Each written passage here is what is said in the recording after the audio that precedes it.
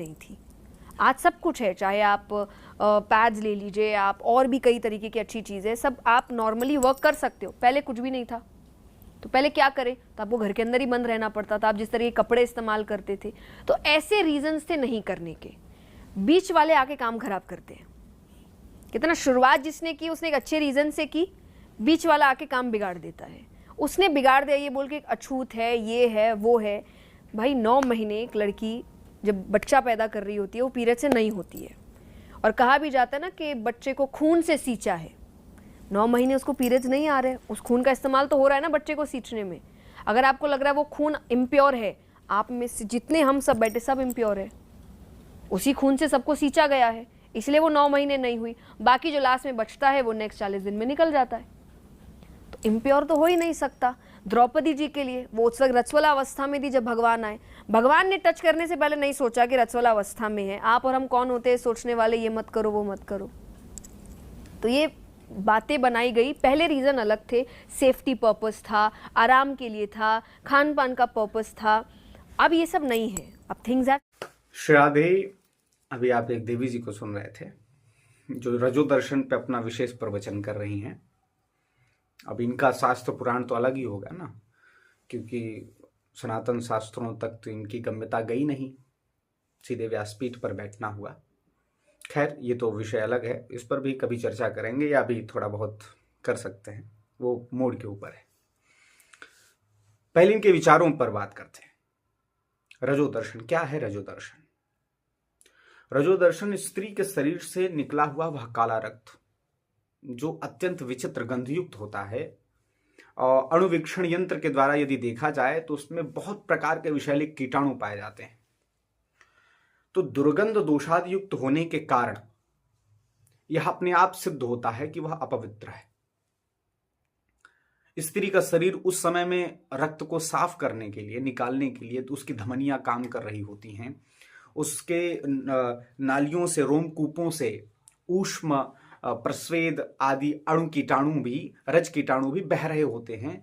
यदि उसके संपर्क में कुछ भी खाद्य पदार्थ, यहां तक कि जल भी आता है, तो वह भी संक्रमित हो जाता है, और इसका प्रभाव आसपास यदि मनुष्य हैं तो उन पर भी पूरा पूरा पड़ता है। यह मैं केवल नहीं कह रहा हूं, पाश्चात्य डॉक्टरों की आपके लिए जीवन में बड़ी मान्यता होती है, तो उनकी बात कह दूं मैं। उन्होंने परीक्षण किया इस पर, तो उनके परीक्षण से, उनके अनुसंधान से यह बात सामने आई कि रजस्वला स्राव में अनेक प्रकार के विषैले कीटाणु पाए जाते हैं, और उन्होंने बहुत सारे प्रयोग भी किए कि ऐसी स्थिति में यदि स्त्री के हाथ पर पुष्प रख दिए जाएं तो वह कुछ ही देर में मुरझा जाते हैं, और इसका प्रभाव पशुओं तक पर भी पड़ता है। पशु भी ऐसे संपर्क में आते हैं स्त्री के, तो उनकी हृदय गति भी मंद पड़ सकती है अचानक से। ये सब प्रयोग की गई बातें। ऐसी स्थिति में यदि स्त्री अपने हाथों से किसी को खिलाए पिलाए या कुछ भी और क्रियाओं में रत रहे जिसमें लोग ज्यादा हैं, तो वह उसका दुष्परिणाम है, उसका दुष्प्रभाव लोगों पर पड़ेगा ही पड़ेगा। ऐसी स्थिति में शरीर को अपना काम करने देना चाहिए, और स्त्री को अपने कक्ष में विराजमान होकर के खूब भगवत चिंतन करना चाहिए, खूब नाम जप करना चाहिए, भजन करना चाहिए, क्योंकि वो एकदम फ्री होती है ऐसी स्थिति में। जबकि लोगों के बीच में जाना मना है। यह मैं बातें अभी की नहीं कर रहा हूं, यह अभी नहीं उत्पन्न हुई है। यह जो प्रविधि है यह भी सनातन प्रविधि है, क्योंकि ये सनातन धर्म के सूत्र हैं, तब से बनाए गए हैं। जबकि आज का पूरा समाज जिस विज्ञान की बात करता है वह सनातन विज्ञान की एक बिंदु को भी नहीं छू पाया है। बात समझिए, अभी बिंदु को भी नहीं छू पाया है। ऐसी स्थिति में सनातन विज्ञान को आप नकार रहे हो, और जैसे कि ऊटपटांग से तर्क दे रहे हो कि उसी रक्त से इस जीव का भी निर्माण गर्भ में होता है, फिर वह जन्म लेता है। अरे भाई, आप अन्न खाते हो, अन्न का स्वरूप पहले कैसा है? आपने मुख से खाया, स्वाद लेकर खाया, लेकिन जब वो विष्टावत हो गया था तो वही अन्न। अब वह विष्टावत हो गया तो उसका मूल्य क्या, उसका प्रभाव, उसका महत्व अन्न जैसा ही बना रहेगा।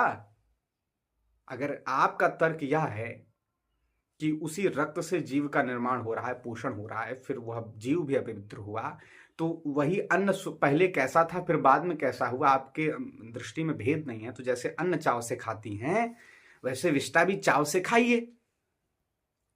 तर्क तो ठीक से दीजिए। ये व्हाट्सएप ज्ञान देकर मोटिवेशनल स्पीकर बन जाने से नहीं होता है। ये समाज क्या ही बताएं, बेचारा बच्चा जैसा समाज जो सब कुछ स्वीकार कर लेता है। इसलिए मैं कुछ दिन पहले इस बात को भी कह रहा था कि यह जो आपका कान है सब कुछ और सबको सुनने के लिए नहीं बना है। आपके अंदर भी यह विचार, यह ज्ञान होना चाहिए कि आप क्या सुन रहे हो, किसको सुन रहे हो, क्या वह सही है हमारे लिए, क्या यह वह गलत है, यह विचार आपके अंदर होना चाहिए। और इन देवियों को क्या ही कहें, कहना भी बेकार ही है।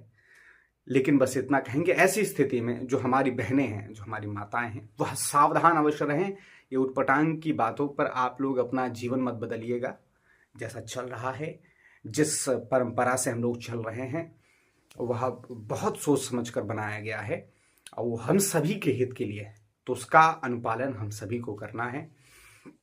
नहीं तो ये फुकटिया ज्ञान देने वालों की कमी तो है नहीं। ये व्हाट्सएप के ज्ञानों को रट करके ये प्रवचन करते हैं।